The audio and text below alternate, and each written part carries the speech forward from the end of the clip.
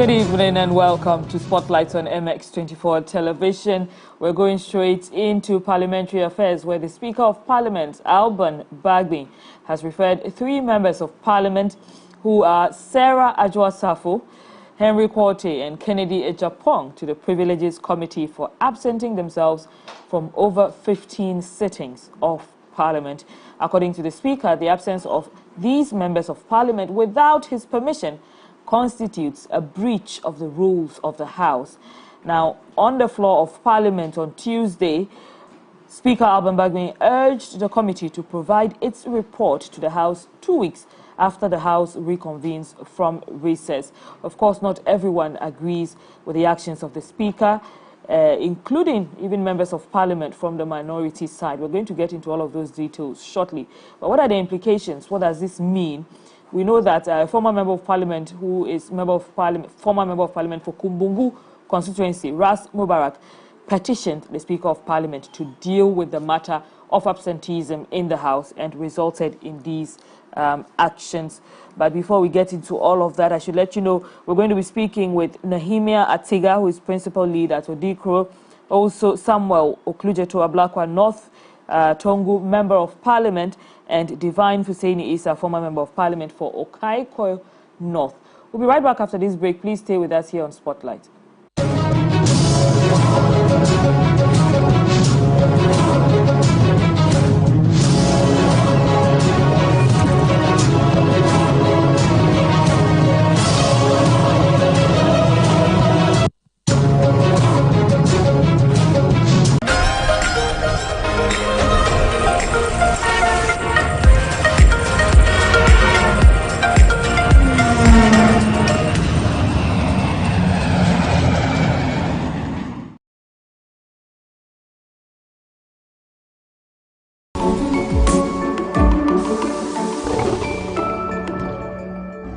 No topic is off limits. The pain of experiencing a miscarriage is something that can crumple your world. We're talking postpartum bodies and everything in between. And they share their story on their battle with infertility. The touching stories of the African woman rose before you. I was disappointed in God, in life, in myself. How many losses have you had? After that, we had 4 more. What? I shouted, I said, we lost vision, we lost any sound beyond crying. Our mistakes, advices, regrets, real stories, and more. On We Got This Africa, Na Ashako and her intriguing panel serve you real experiences of the African woman. We Got This Africa. We got this.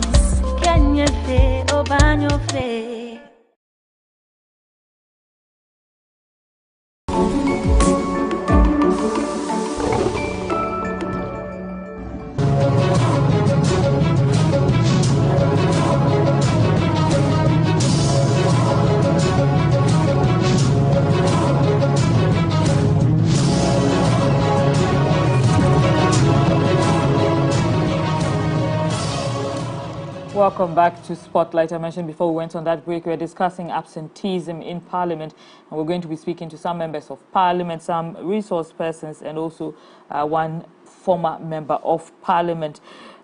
On Tuesday, January 5th, Speaker of Parliament made some comments, and he referred some members of Parliament to the Privileges Committee. Let's take his speech and come back to this.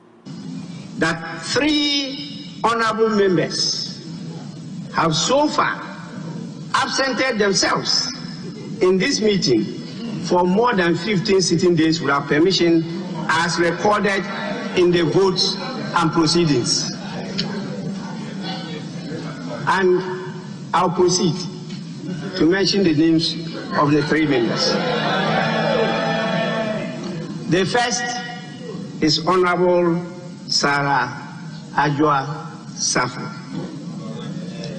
The second is Honorable Henry Quartey. And the third is Honorable Kennedy Ejapong. Consequently, as is my understanding of the provisions of Article 97(1)(c) and Order 16(1) of the Standing Orders of Parliament, and the decision of the Court of Appeal in the case of Professor Stephen Kweku Asare and the Attorney General and 3 others, I hereby refer the said honorable members to the Committee of Privileges for consideration and report to the House. Since today is the last sitting day of the meeting, I refer it to the committee, and I expect that the committee will submit its report 2 weeks after the House reconvenes. Honorable members, I trust that the Committee of Privileges will consider this matter with the urgency and seriousness it deserves, as the public interest in this matter is immense.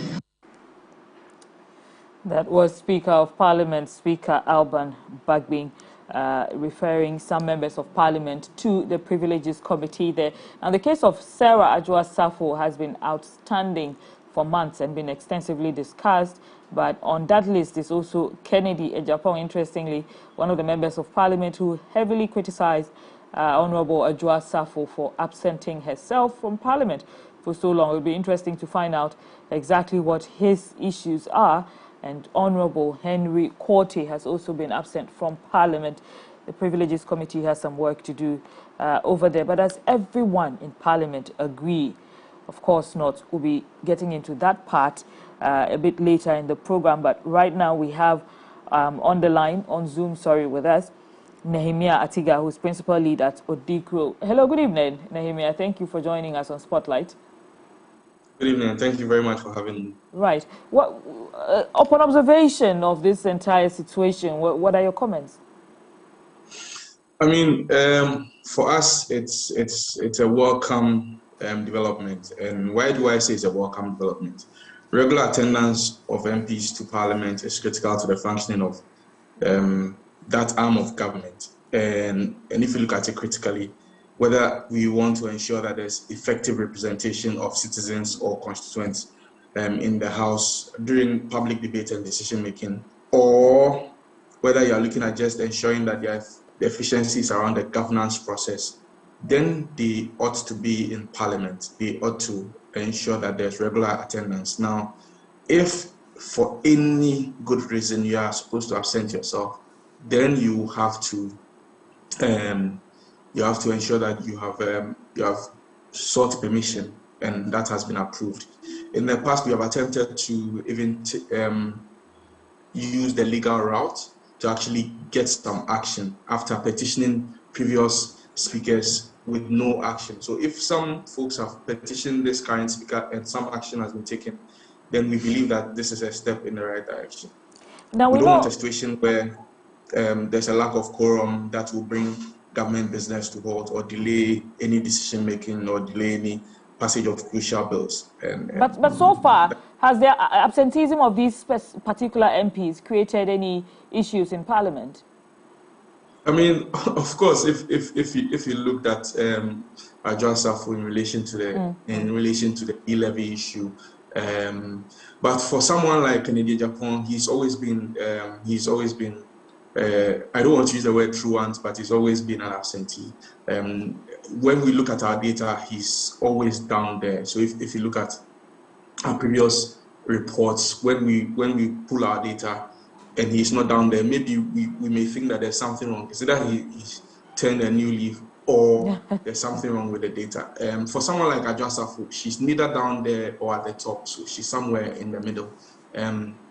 But for someone like Henry Korte, you can look at his situation and say that because he's an MP minister, and if I'm to pull some data, I would say that our data usually points to the fact that about 65% of MP ministers usually fall in the category of being absent, and then 35% of regular ministers, regular MPs fall in that category. So maybe he's because he has dual roles, he's spending time. Maybe Adwoa Safo has a very good reason why she's not present.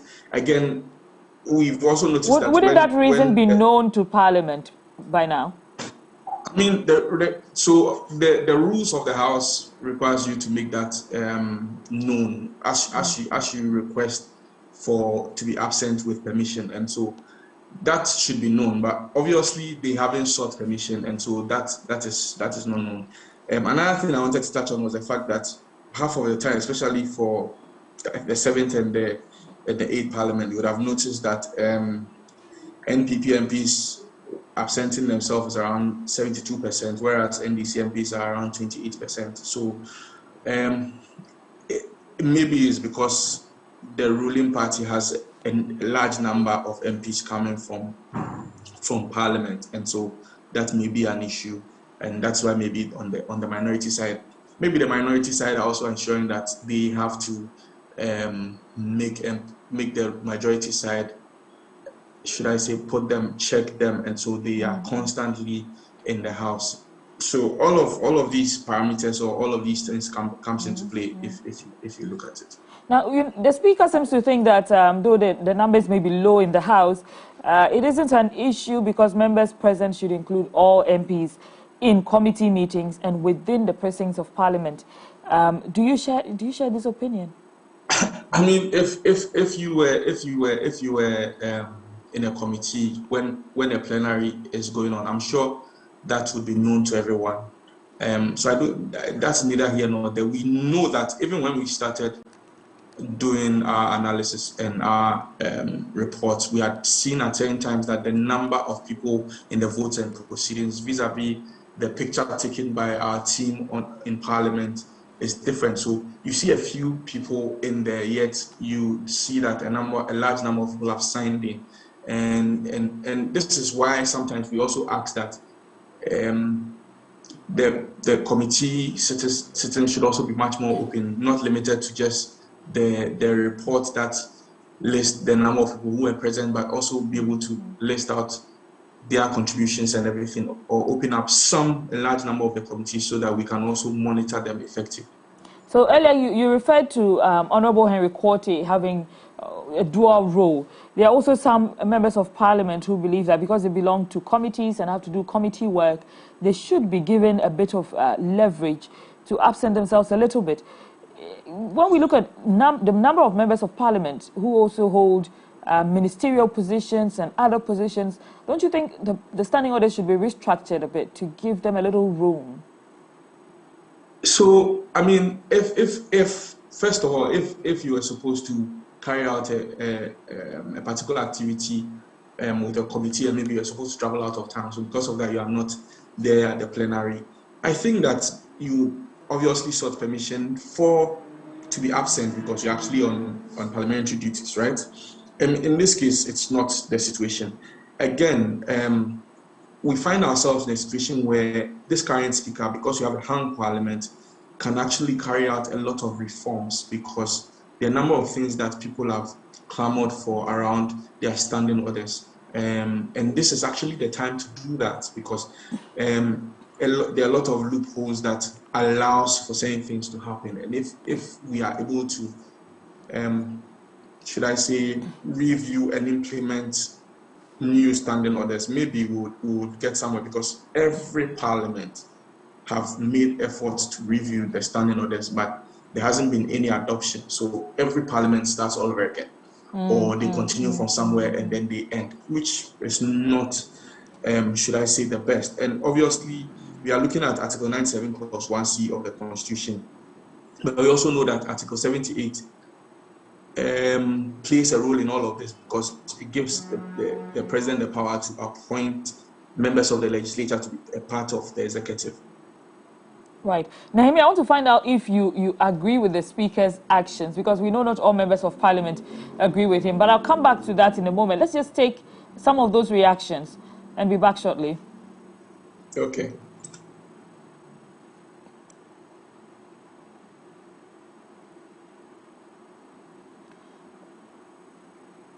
Right.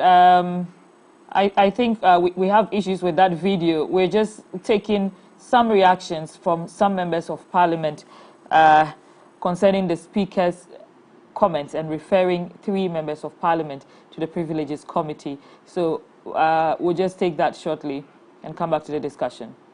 With petition from outsiders to refer members of parliament to privileges, colleagues, will be doing ourselves the greatest disservice. Because we will one day get a dictator speaker who will simply take statements from outsiders and begin to penalize individual members of parliament. It is on this basis that I call on all of us that to resist the attempt by Mr. Speaker to refer our colleagues to the privileges. And if there is justification, let us get one of us as member of parliament who is convinced that our colleagues need to go through privileges to do that and not to allow speaker to do this. Because today we may have a speaker that we may think will be unbiased.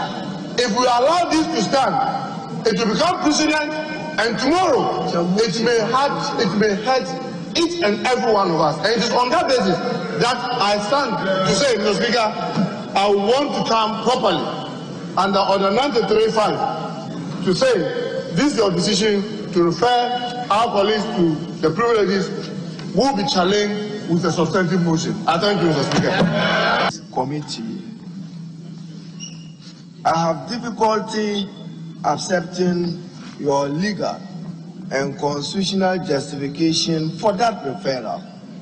And Mr. Speaker, I do so coming under the same constitutional article of 97.1. And Mr. Speaker, 97.1 reads, a member of parliament shall vacate his seat. Vacate his seat. So even your referral means that you have declared those seats vacant. That is my understanding. And I do not think that that is what you should be doing. Mr. Speaker, the Constitution is clear, as you have read to us, in Article 97, 1C. A member of Parliament shall vacate his seat in Parliament. The operative word is shall. Shall vacate his seat if he is absent without the permission in writing of the Speaker and is unable to offer a reasonable explanation to the Parliamentary Committee on Privileges from 16 sittings of a meeting of Parliament during any period that Parliament has been summoned to meet and continues to meet. Mr. Speaker, that determination is made by the committee, not plenary. So, once the committee makes that determination, in a report, they submit the report to Parliament, but it is for the information of Parliament plenary and not for us to vote on. Yes. So those are some interesting reactions coming in from Parliament. We find the minority leader, Honorable Haruna Idrisu, he simply does not understand the move made by the Speaker, which is rather interesting. Submissions also from Muntaka Mubarak, Minority Chief Whip, who also has filed a motion challenging the Speaker's authority to refer these 3 members of Parliament of the House to the Privileges Committee. We also find in there Honorable Oseche Mensa Bonsu. So some very strong disagreements to the Speaker's move. I'll come back here where we have Nehemiah Tiga. Are you on the side of these members of Parliament who are vehemently against the Speaker's position, or are you seem to be on the Speaker's side? Oh, yes, I'm on the Speaker's side. And the reason I'm on the Speaker's side is because the members of Parliament have had all the opportunity to actually initiate a motion or move a motion for their absentee colleagues to be referred to the Privileges Committee. However, none of them have made the effort, and the Speaker has taken that step. Think about it. You represent a group of people, and the citizens that you represent expect you to be in the House, or expect all of you to be law-abiding, expect you to abide by the rules of the House and also uphold the Constitution. Now, if you are unable to do so, and you are treating yourself with kid gloves because you feel, oh, we are colleagues and we are friends, and a citizen has petitioned the Speaker, and the Speaker has moved for the motion or initiated this process, then I think that this is really a step but in Nehemiah, the you see, right this direction. is Muntaka's point. What he's saying is that the application must first come from a member of the House or any other person the standing orders deem fit. So if you're not a member of the House, you will not be conversant with these standing orders to apply the rules. And unfortunately, he's saying Mr. Speaker is not a member of Parliament. And according to him, if you permit such acts within Parliament now and allow the Speaker to go ahead with these actions, you would be setting a precedent where in future any Speaker can follow suit. Who is Muntaka representing? He's representing constituents from his citizens from his constituency, right? And so, what are you afraid of? The same people that you are representing. If you are not doing what is expected of you, and they have initiated it, I understand, because obviously you also don't want a situation where you find yourself in a place where anybody can initiate something that will affect your jobs. That means that there's no job security, sort of. But here is a case where Parliament is a house of their own rules. They have their standing orders and they have the constitution that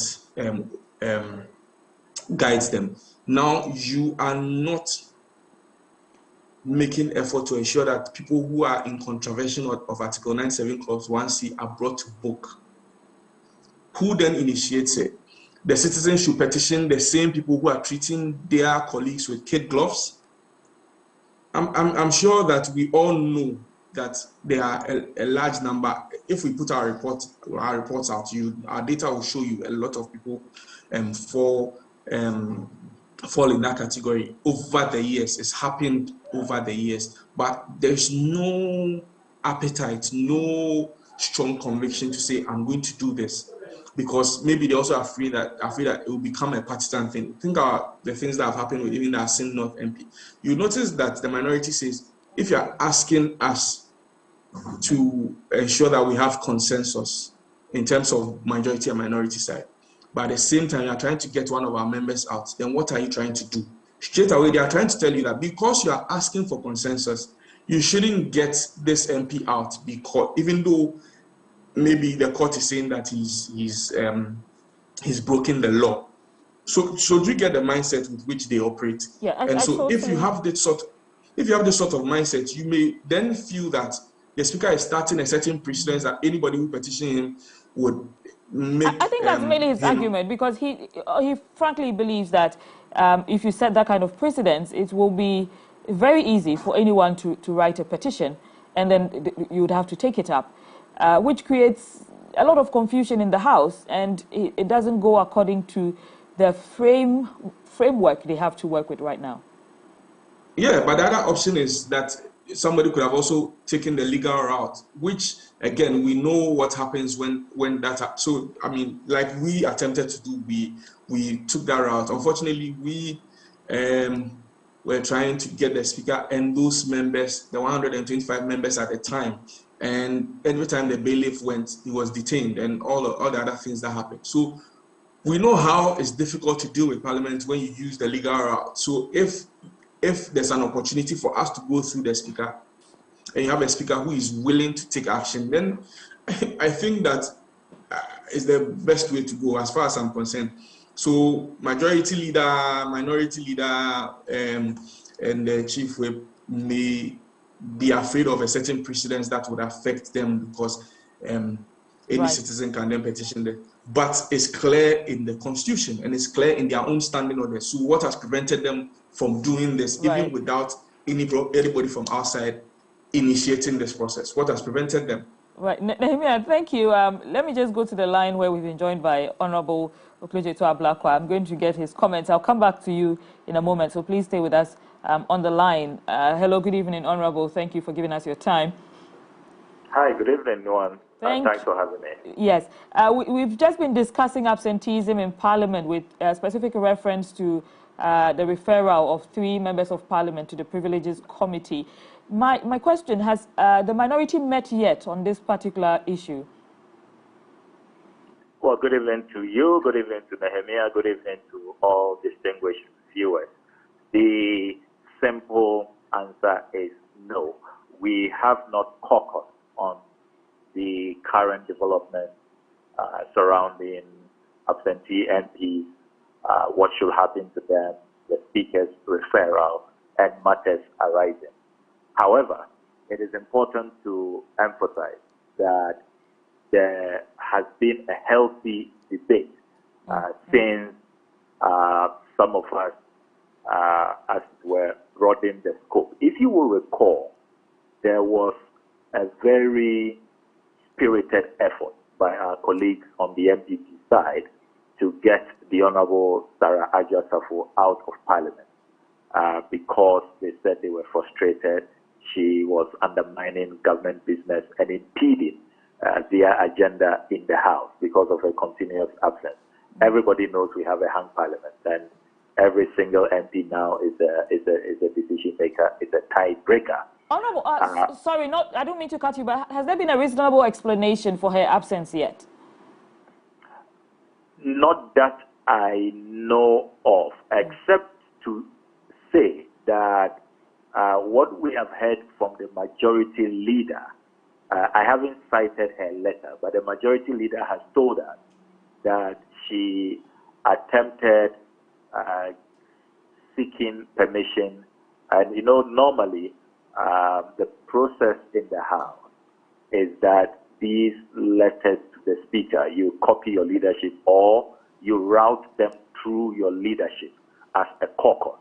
So we can only rely on what the majority leader is saying, particularly as the Speaker, the Right Honourable Speaker, has not given indication if he indeed received the Honourable Adjei-Safo's letter for permission. That must have been probably a second or a third request if what the majority leader is saying is anything to go by.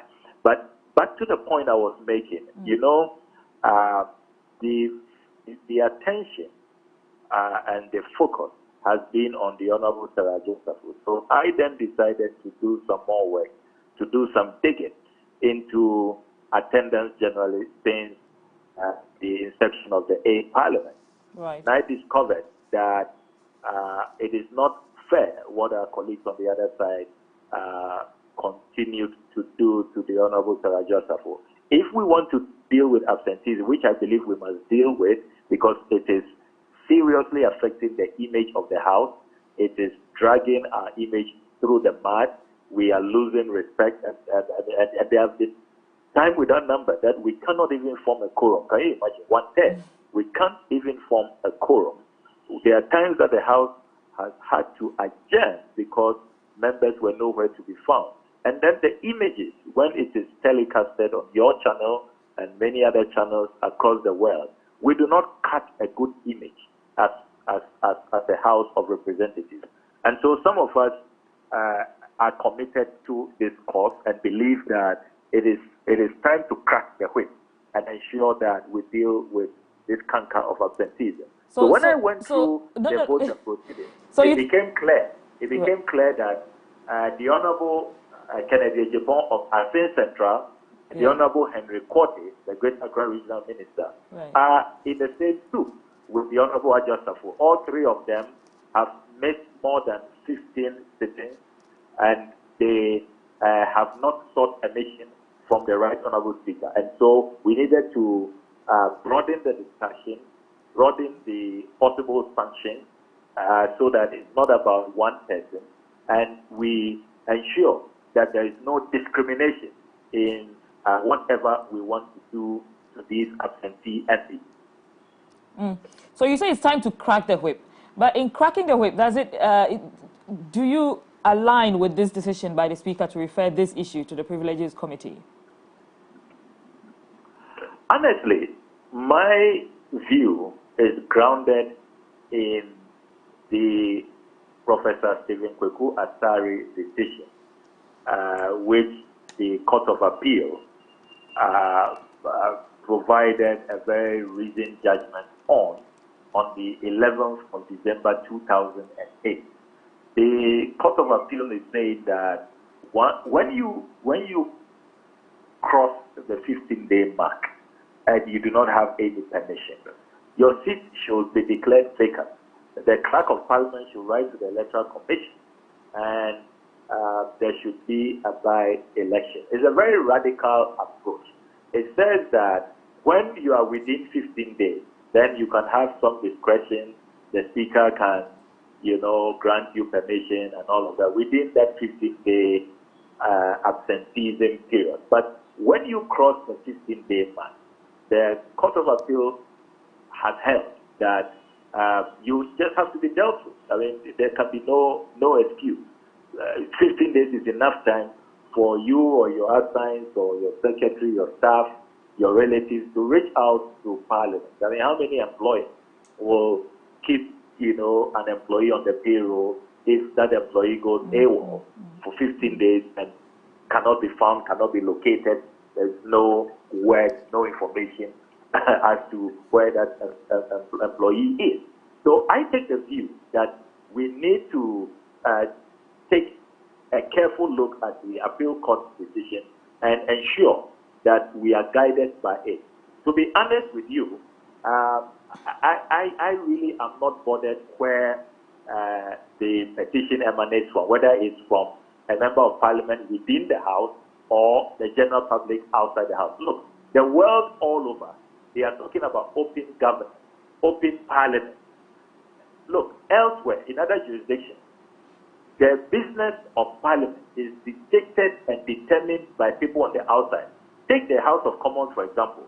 You can start an online campaign, and if you have a good number of people who sign on, the House of Commons, the Parliament of the United Kingdom, is obliged to consider that matter, even though it did not come from government or from a member of parliament or the leader of the majority.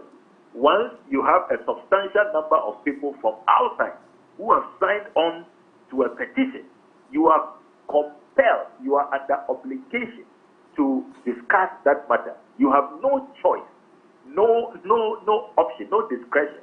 So I am really surprised that there is such a fuss about, this petition came from outside and we are opening the floodgates, and a future speaker who may be a dictator can use it to, go after MPs. Look, I think if you do not miss 15 sittings without permission, what do you have to fear? I mean, if you have brought this upon yourself by missing 15 days, whether the speaker is a dictator, an autocrat, a demon with horns, no matter what description you give to that speaker is only doing his work.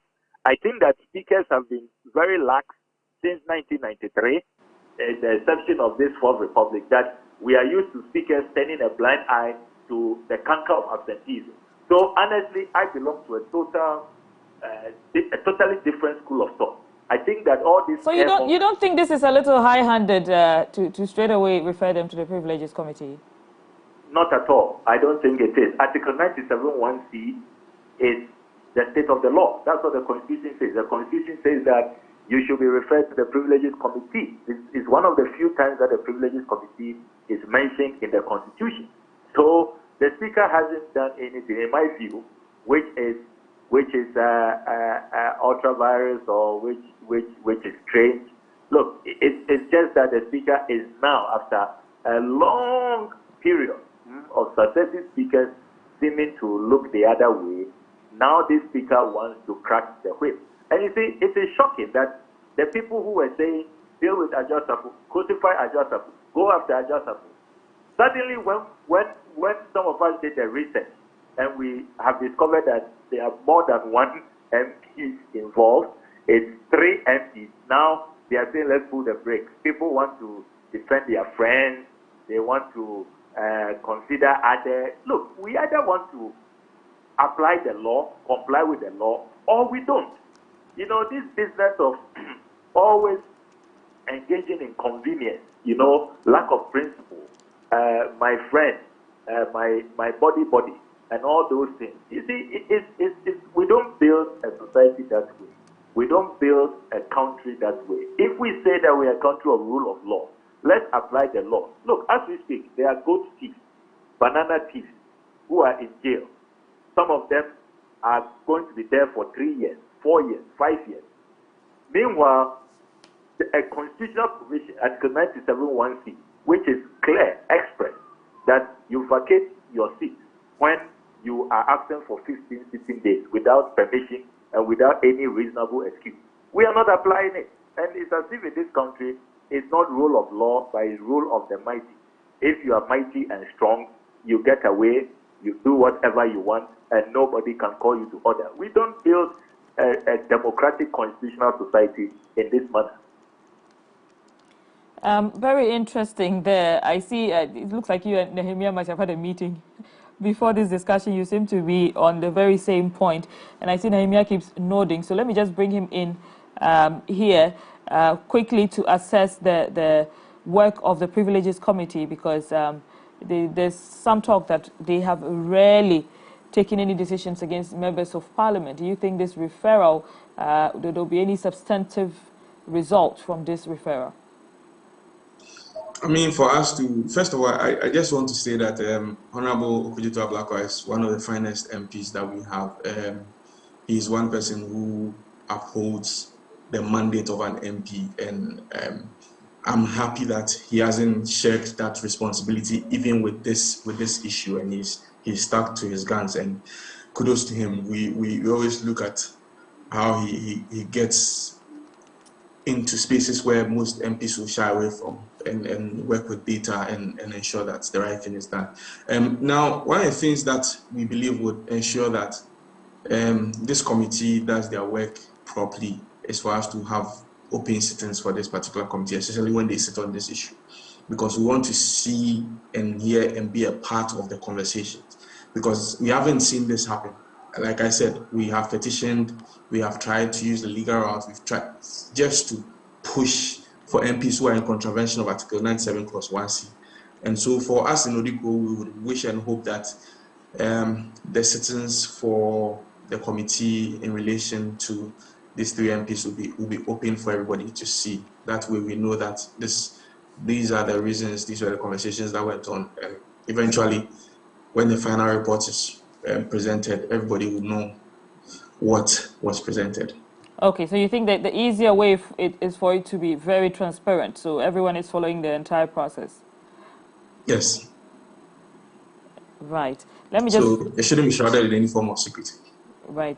Let me just go back to Honorable Okudzeto to find out if he also thinks that there will be any hard-hitting result from this referral.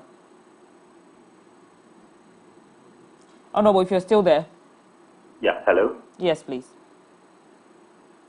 Yeah, so if I understand you, you want to find out my expectations from the... Yes, from the Privileges Committee, yeah. Well, I expect the Privileges Committee to carry out its mandate in a very fair and objective manner. If you look at Article 97(1)(c), it imposes a burden on the Privileges Committee to listen to the persons involved and establish if they have any justification, if there is any reasonable ground. Is it the case that probably they were kidnapped? Did they fly somewhere on official duty and couldn't get the flight back? Maybe they were stuck in Ukraine. Or perhaps they were just unwell? Yes, it's something so compelling. If you are just unwell, I mean, we all fall sick every now and then. If you are unwell, why couldn't you instruct your PA or your research assistant to inform the speaker? What was so groundbreaking, so earth-shaking that you couldn't seek permission? And especially when I'm finding out that some of these persons involved, they could seek permission elsewhere, particularly at the presidency. But then when it came to parliament, they couldn't be bothered. You see, we need to treat all the arms of government equally and with respect. I am hoping that the Privilege Committee will be fair and firm. And I wish that the proceedings will even be made public so that everybody can follow. And I am also praying that extreme partisanship will be eschewed. I mean, for Christ's sake, haven't we had enough of the extreme partisanship? It is time to look at matters on their merits.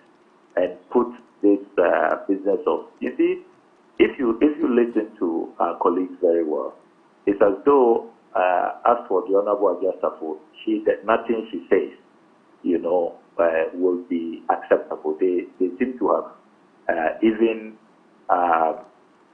judged her guilty already before she presents her side of the story. But when it comes to the others, it's a different posture. You see, I don't think that is fair. Let us ensure that we apply the law. Article 97(1)(c) is clear, or the 16(1) of our standing orders is very clear. Let us be fair, let us be firm, let us be objective, and let's make sure that whatever decisions we take will stand the test of time. I am also expecting that the Privileges Committee will comply with the Speaker's directive of ensuring that they present their recommendations in a report to the House.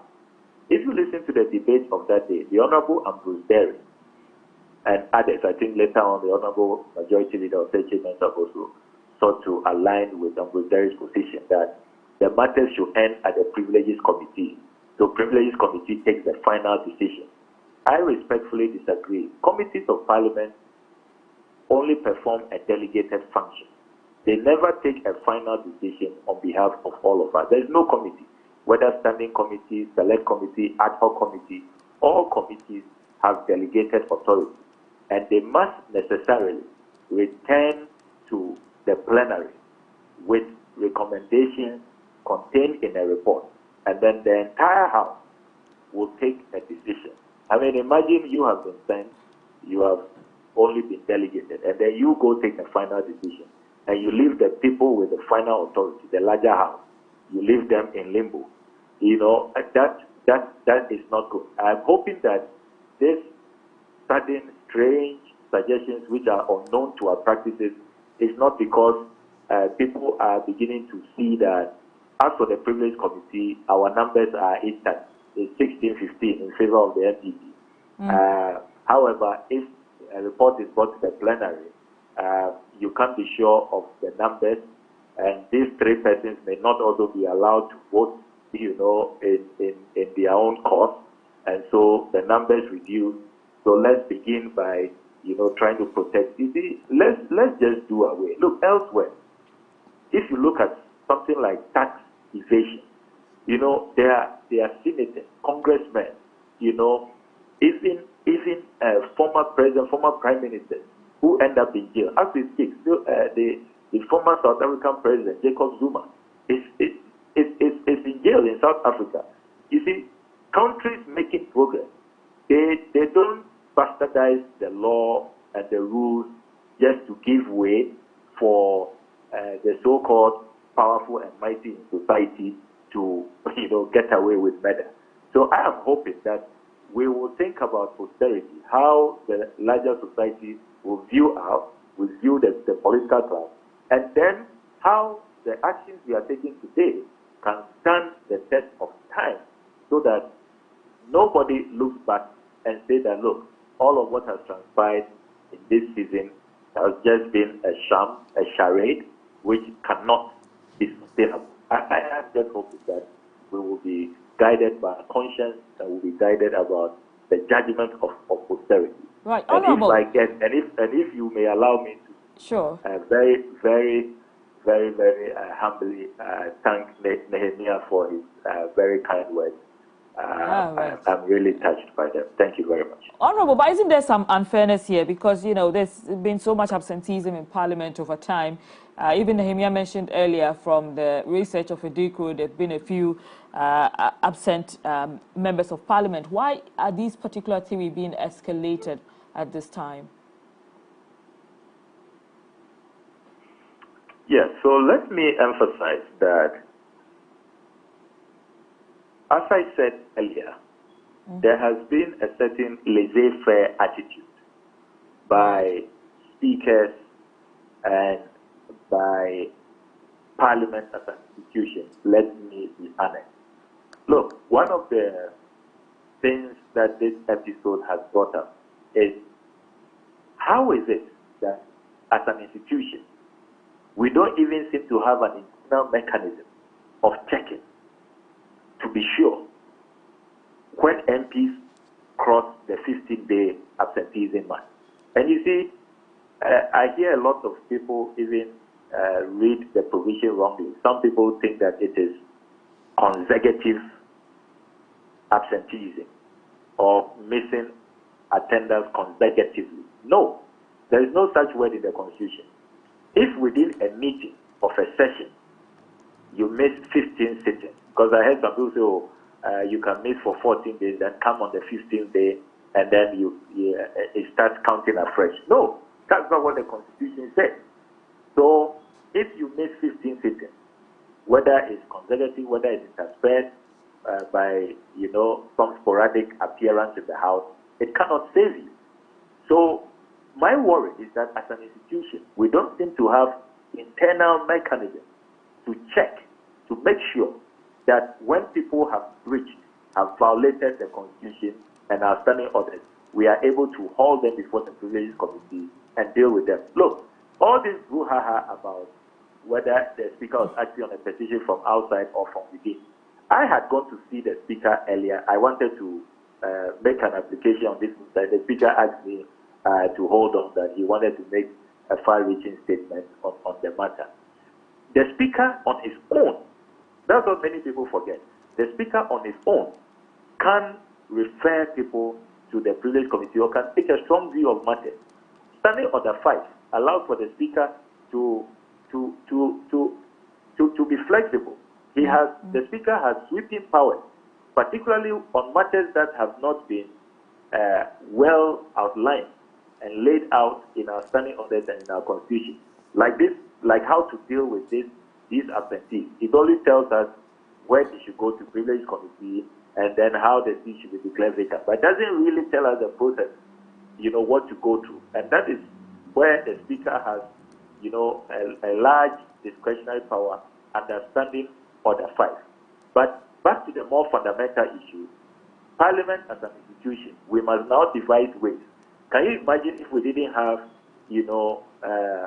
phenomenal CSOs like Odikro, which has been looking at attendance for many, many months and years now?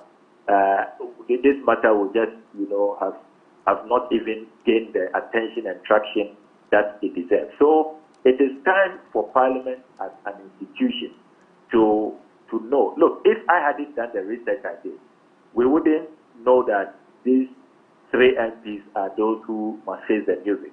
Everybody was talking about only Ajasafu, only Ajasafu. And the irony is that one of the people, the Honorable Kennedy Japon, descended heavily, was all over the place in this country on the Honorable Ajasafu. Have you noticed that ever since I put out the data that he himself, he has missed 18, 16 days continuously, he stopped, attacking the Honorable Ajasafu. So it's all because some of these people think they can get away with it because we haven't, established robust internal mechanisms to fish out people who are engaged in all of these, truancy. To be frank, that is what it is. Right. Thank you so much, Honorable Samuel Kujetu Ablakwa. He's Member of Parliament for the North Tongu constituency.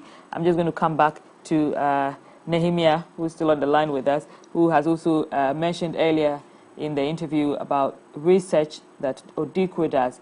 Now, in your research, are these the only 3 members of Parliament presently who have been in breach of these orders? I mean, for previous sittings, no. And for these sittings, I would say that I would hold on to some of the data for now because there's a report we'll be releasing soon, so I'll hold on to that. But I wanted to touch on a number of things, and I'm happy that Honorable Kujetu Ablakwa brings this up because there's a need for us to reform the way we work with parliamentary data, so which includes absentee data, that will be able to highlight the exceptions that are in place. Also, the fact that if we're able to maybe automate the process of requesting for permission to be absent, then it will help a lot because current members of Parliament have to manually fill the leave of absence, which can be ineffective sometimes. Obviously, occasionally, you may have urgent emergencies MPs have to respond to in their respective constituencies. So if this was automated for them to be able to file the official request of being absent, it will help and also probably broaden avenues of seeking explicit permission from the speaker. Then maybe we can also decide, especially if we don't want to automate and maybe we want to do this manually, we can also ensure that maybe we have duplicate copies of the approved leaves of absence. This will help draw a clear distinction between approved and unapproved leaves of absence. But as serious as this situation is, and as serious an institution as Parliament is, we think that even 15 days, 15 sittings is actually too long, and that once you hit 7 without written permission, maybe you should attract some sanctions, because we need to let people understand that representing your people is not a walk in the park. They have entrusted their power and their belief in you to represent them, and so you can't take that for granted. And so, as is clearly spelled in the Constitution, your seat has to be vacated. We would live to see whether the commission, the committee, as they work through inquiring why these members of Parliament were absent, will take that action, or it will be a recommendation that says that maybe there should be written warning and for that not to happen again. But we are just really happy about this direction from the Speaker. It's something that most members of Parliament should be honest with themselves. If they were running their businesses, or if they found themselves in any institution, let's say you went to the hospital, the doctor was not there, or you took your child to school and the teacher was not there over a certain period, how are you going to feel about this? It's as simple as that. And so we hope to see that things will turn around, especially when we finally have the report presented. If the citizens are open, then we'll be extremely glad. Nehemiah, if we're getting serious about this and bringing the rules down, enforcing them strongly, should the process be fine-tuned a little bit? Because sometimes you have people complain about being present and yet being marked absent. I mean, I think that is a rare situation, and I would rather tell you that it's the other way around, where people would either go and mark themselves present and leave, or sometimes work with those in the table office to actually do otherwise. Because again, like I said, we do not only mine the votes and proceedings and other parliamentary data, but we also usually have people present at Parliament. So some of these things we verify and validate even physically, and so rarely would these mistakes. And you see, when you sit again and the votes and proceedings come, you can actually make the corrections. So if you look at the Hansard, you see at certain times people are making certain corrections. So they actually have the opportunity to even correct it if that mistake is done. So it's really, it's more of an excuse than something that happens very often. Right. Thank you so much, Nehemiah Atiga, who's from Odikro. He's been with us through the program. I'll just take your closing remarks, and if Honorable is still on the line, I'll take that, and then we'll be out of here. It's almost time. So for us as Odikro, this is a welcome development, as I already said. We hope and pray that the citizens will be open. We hope and pray that Parliament does not go against what they've originally, what the Speaker's ruling originally is, and that the debate will be around actually supporting the Privileges Committee to carry out this work. And for MPs like Honorable Okujeto-Ablakwa, who have been consistent to at least be rewarded for making the effort to represent their people as their core mandate demands of them. I believe that we need MPs like him, and we need more people to adhere and uphold the Constitution, or even their standing orders that governs them. So that's what I'd say finally. Thank you so much. Nehemiah Atiga is principal lead at Odikro. I'll just go back to Honorable Okujeto-Ablakwa. If you're still on the line, please just your last words. Well, just to thank you for the opportunity to be on your platform. Oh, thank you for coming. To say that, hello? Yes, I said thank you for coming. A pleasure. And to also emphasize that all of us in the political class, this is a time for deep reflection. Trust in politicians is at an all-time low. Trust in democracy is at an all-time low. People are even saying that democracy is sick. A lot of research what I am reading. And you've seen what is happening in the sub-region where coups are coming back and all of that because people are not getting the democratic dividend. So we need to sit up, and we don't have to take some of these matters lightly. When people start losing confidence in our democracy, it affects all of us, and it will, as it were, erode all the democratic gains that we have made. So I commend the Speaker. I commend Odikro and others who are working tirelessly to make sure that our democratic institutions work. And I also salute you for your program. Thank May you God so much.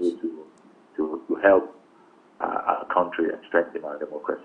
Oh, amen. Thank you, Honorable Klujeto Abakwa. He's Member of Parliament for North Tongu. We also spoke with Nehemiah Atiga, who's principal lead at Odikro. Odikro is a foundation that is a partisan and non-profit parliamentary monitoring organization.